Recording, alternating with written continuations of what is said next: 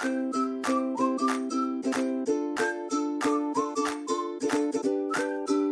travaille dans le service de chirurgie digestive à l'hôpital Saint-Louis. On reçoit des patients qui ont des colectomies, des chirurgies de l'œsophage, comme des centres de référence. On a tout type de chirurgie, beaucoup de dispositifs médicaux très différents, des soins très variés. En hépatogastro-entérologie, on s'occupe des patients qui ont des cancers digestifs et des maladies chroniques aussi, comme la maladie de Crohn et la rectocolite hémorragique.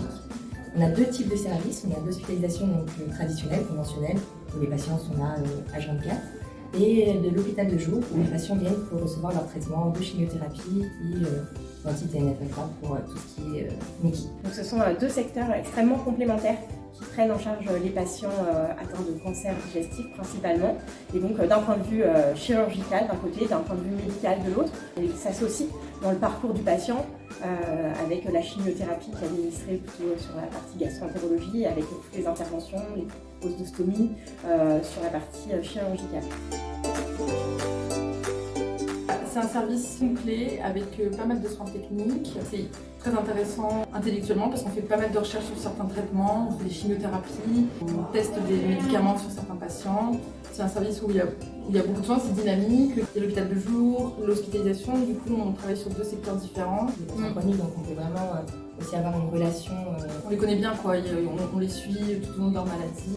Les spécificités, c'est qu'on est le centre de référence de l'œsophage. Donc on a des patients qui ont ingéré des produits caustiques, qui utilisent du coup à terme des chirurgies assez lourdes. Et c'est super intéressant parce qu'on n'en voit pas forcément partout. J'aime énormément le digestif et j'aime essayer de transmettre qu'il faut dépasser ses a priori, car souvent justement le digestif ça fait un petit peu peur, ça nous évoque parfois des représentations sales.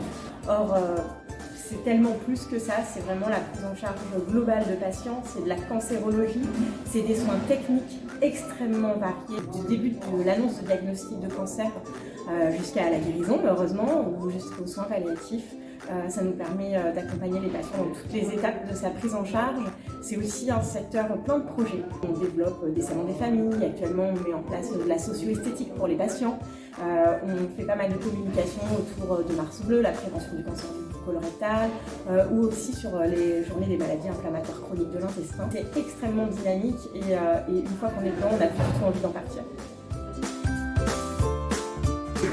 Ça se passe, on est avec un infirmier ou une infirmière qui est notre tuteur comme si on était en stage. On passe 3 semaines avec lui ou elle. Le but à terme au terme des 3 semaines, c'est qu'on soit autonome et qu'on puisse s'occuper de tout le secteur de patients seul.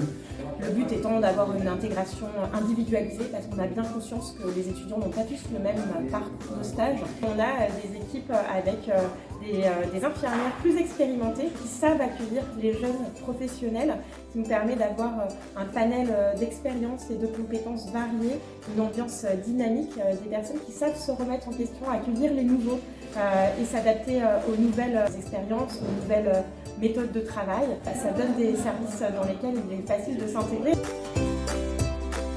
Super bien. Oui, très bien. Ouais. Une très bonne équipe. Une équipe soudée.